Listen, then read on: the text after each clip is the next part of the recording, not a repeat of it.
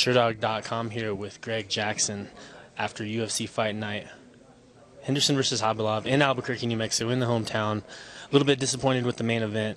Benson Henderson submits Rustam Khabilov with a rear naked choke in the fourth round, but definitely some positive things. A good first 3 rounds from Rustam. Talk about what you saw. Well, where Rustam is, it's only his 4th fight in the UFC. To be competing against somebody with Benson's experience and accolades, he's really the top guy outside of the current champion in the division. So I was really proud of him. I thought Rustam took all 3 rounds. Apparently, people thought the second was competitive, but I thought the takedowns gave it to us, and I felt pretty good through coming into the 4th. And then Rustam really hit the wall in that 4th round. And I think it's his lack of experience and understanding how to pace yourself and stuff. But I was, for where he was and what he did, I was extremely proud of him, and I think we're going to see great things in the future. Did you really get a sense on the stool before that 4th round that he was starting to gas a little bit? Yeah, I could see he was tired. I was trying to remind him there was only 10 more minutes, and you can do what you need to do. I thought we were well ahead on the scorecards, but you don't want to play it too safe. You know what I mean? I think once Rustam gets kind of a handle on that experience and figures out his conditioning a little more, we're gonna have great fights in front of us. Other than being tired, did you see anything he did wrong in that final sequence? I mean, it was a really good transition from striking to grappling by Henderson to get that choke. Right, no, it was a great straight punch, and then just jumped when Rustam kind of turned, just jumped right on his back, and that's Benson. I mean, he's very dangerous. If you give him an inch, he'll take a mile, and so he's a dangerous guy. He's a tough guy, and he showed a good resilience tonight. Somewhat of a controversial decision, maybe not somewhat, definitely a controversial decision in the co-main event with Diego Sanchez getting the split verdict over Ross Pearson. Most everyone on the internet, MMA Decisions, media members scored it for Pearson. When the decision about to be announced, how did you see it? I wasn't sure, but listen, I've been on both sides of those decisions, so I've seen some bad decisions go our way and some bad decisions come the other way, and so I don't worry about it too much. I've been doing this so long that it's like, oh, well, maybe he won that. Maybe they scored Diego's aggressiveness. I have no idea. So I don't lose sleep over it or anything like that. I was proud that Diego has fixed some things, and we need to work on some other stuff, but he looked better this fight. Can you comment specifically on what things you think he did that might have earned him the scorecards? I guess he did put in some tough combinations there, some good kicks. It was good exchanges.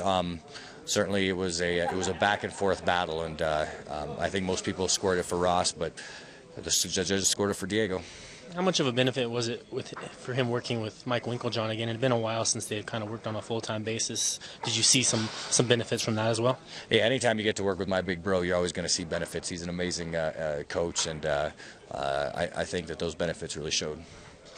And moving on to another featured fight, John Dodson with a doctor stoppage over John Moraga, a rematch of a fight they had in the Dominican Republic that was a debacle of an event. This one, better circumstances. Also, Dodson getting the finish. Seemed like he was taking a very patient approach. Was that part of the game plan?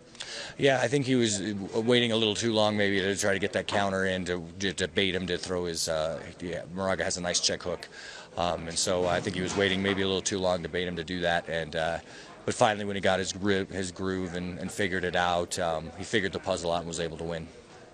Moving forward, if he gets another shot at Demetrius Johnson, should Demetrius Johnson win the title, is he going to have to be a little more proactive in his attack rather than waiting to counter?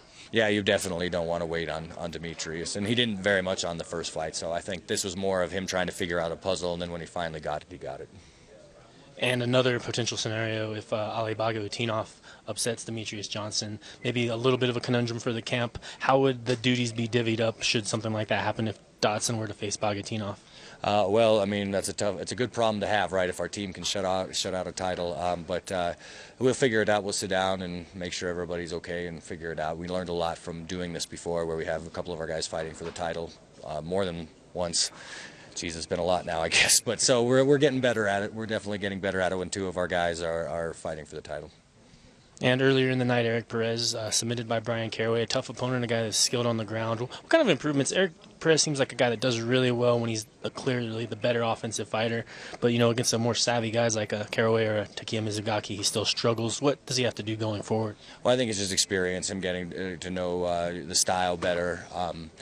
His takedowns, he was trying to force them a little bit too much, and that's ultimately what got him caught. He was winning on his feet. I'm not sure why I have to talk to him why he transitioned back into a takedown. I'm not really sure what that was about, but ultimately you make one mistake in this game, and that's it. Like Rustam tonight, you get hit, zigged, and should have zagged, and that's it. And can't let you go without asking you this. You know, you've established a hub of mixed martial arts here in Albuquerque. This is the first time the card has come to your hometown. What was it like for you as a coach and a trainer to have something go down like this here? It was really cool when they were announcing the name, especially the local guys of Johnny and Diego, just to hear the crowd reaction was really cool. And it was neat. It was wow. I mean, the UFC's here in my hometown after 20 years of me going everywhere else, and it was a good night. It was, we went 2-2. We were doing extremely well in both the fights that we lost, which I, you know what I mean? Like, if you just get dominated, that's a much worse thing. But Goya was winning his fight, and Rustam was winning his fight, and they both got caught, and that's easier to deal with. And then we had 2 great wins, so it was a good night.